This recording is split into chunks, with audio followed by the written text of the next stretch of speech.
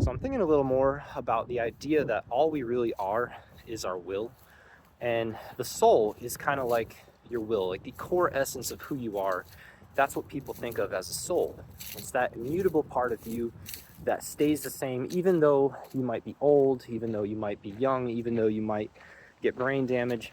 You physically might change, but your soul stays the same, right? It's an immutable part of you that kind of it embodies your core essence, right?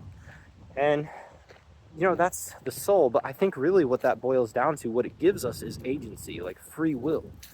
And really the only thing that is mine, the only thing that I control is my choice on a daily basis, like my choice to do one thing or another thing, right? I can choose to get angry, I can choose to be peaceful, I can choose to go try to do some work, I could choose to go try to help some people, I could choose to go rob a bank, right? Like I can make all kinds of different choices.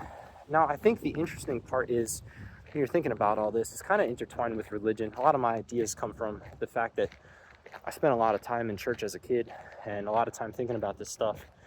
And the interesting thing is Jesus says, you know, basically, if you hate your brother, that's the same as committing murder, right? If you think of some woman, that's the same as committing adultery, right? Your thoughts, the inclination in your heart is what damns you, not necessarily the action, right? You might kill somebody, but that's bad, obviously, but like it's just as bad to want to kill somebody, right? Like if you had the inclination, the anger in your heart to make you kill somebody, but you're just too much of a coward to act on it, or you're too aware of the repercussions to act on it, that doesn't make you not a murderer. You still have the heart of a murderer. You're just too smart to go and kill someone in broad daylight because you know you'd get caught, or you're too cowardly to go out and do it. But your soul, in your soul, you're a murderer, right?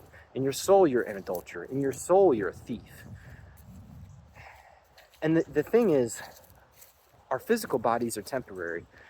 Every living thing dies. Even Jesus died.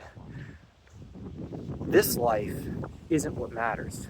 It's the spiritual world that matters according to Jesus, according to that gospel, according to the thing that says it's your intent, it's your heart that matters. It's not necessarily your actions. What that is saying is this physical world, yeah, it's important, but it's not the thing that matters most. And when you look at our legal system, intent is a big thing. You could accidentally run someone over because you had a seizure.